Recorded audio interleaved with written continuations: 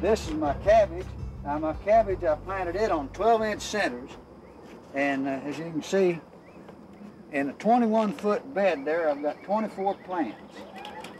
And that's one reason for making the video. Here's one here that there's just been a worm somewhere there on that thing. And we'll just cut that one and get rid of that worm. We'll just have to get rid of that worm once and for all. There he is.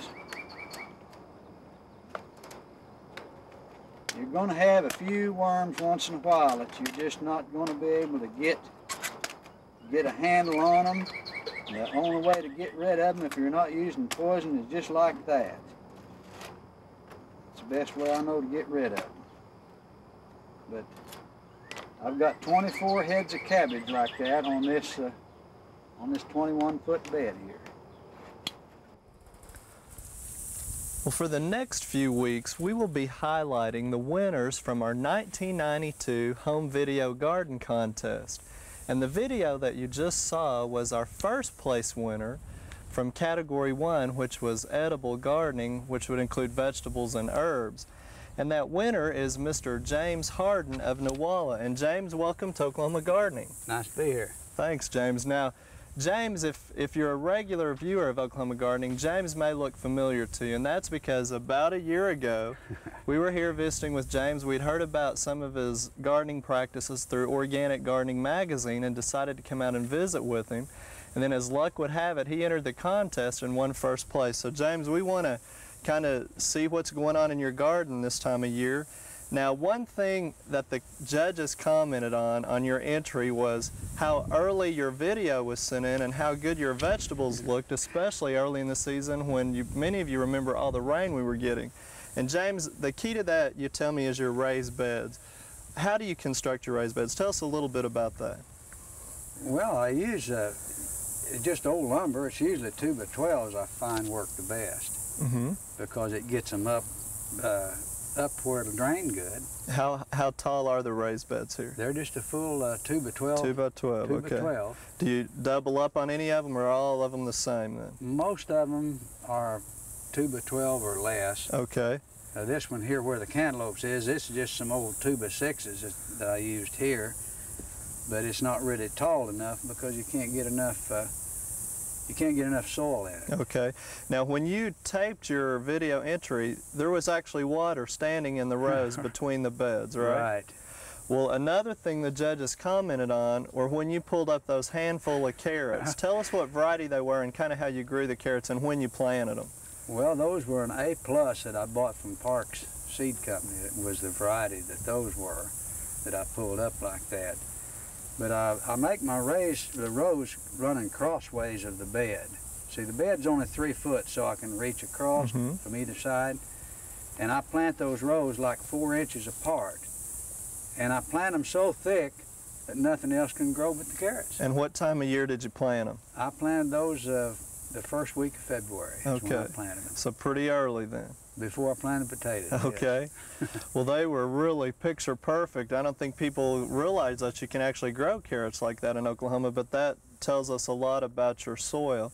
Now, James, the other thing I've noticed since we've been here about a year ago, you have put vegetables over here where flowers were, and you kind of changed things around.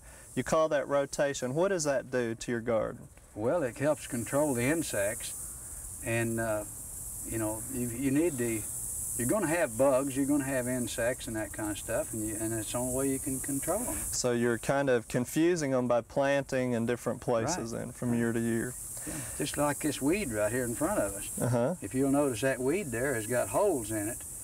Well, that weed is left there for a purpose. It's not that big, and it's nice and young and tender, and these old black blister bugs will get in there, and when they get on that thing, I'll come out and pull it up and stomp on them, and they're gone.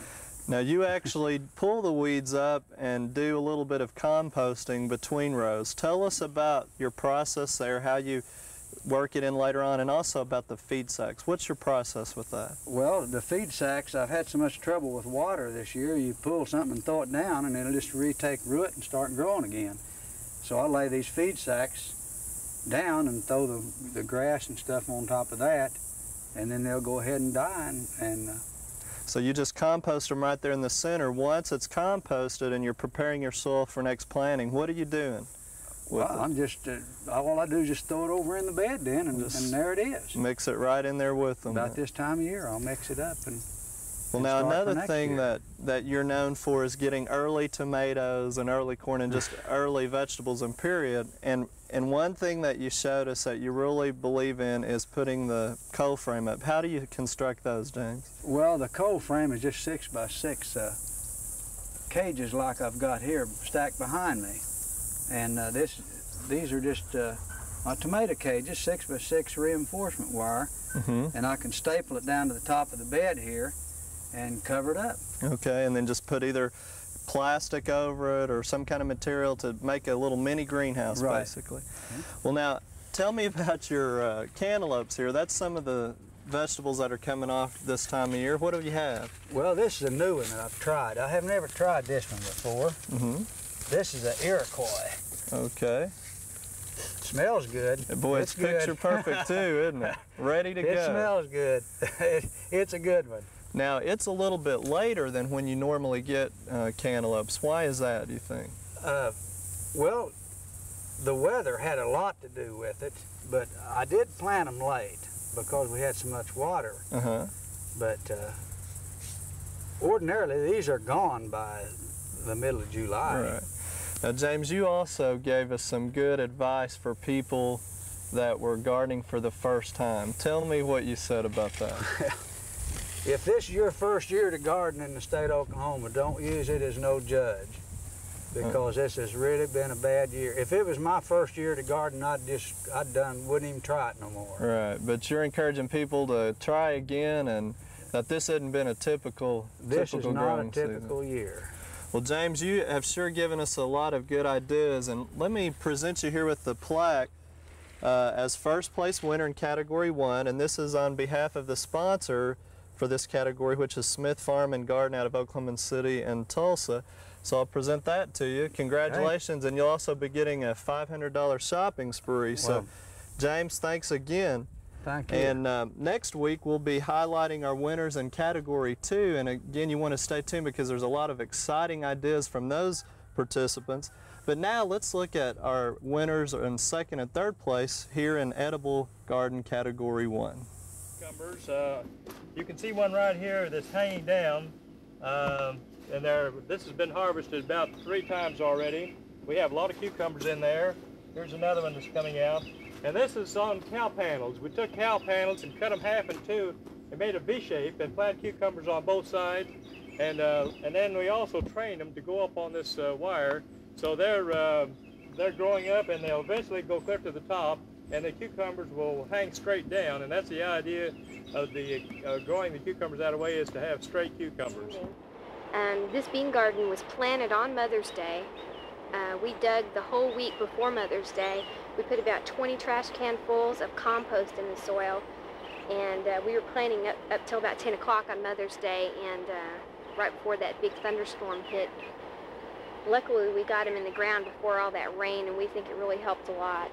We pick about 3 gallons of beans about every 2 or 3 days off of our bean garden. It's been very productive. We've had a lot of luck. Also, we don't use any chemicals or pesticides in our garden. We haven't really had any problems with any pests. Our beans have had some caterpillars, but they have not been any real threat to our crop. They've really mainly just bored into a few beans, and they're easy to see, and we just pull them out. But other than that, we haven't used anything, and there hasn't really been any need for it. We hope you've enjoyed this classic from the Oklahoma Gardening Vault. Remember, even though these tips and techniques are timeless, there's always something new to learn in the world of gardening. By subscribing to both Oklahoma Gardening and OK Gardening Classics, you'll have access to a wealth of gardening knowledge, both classic and contemporary.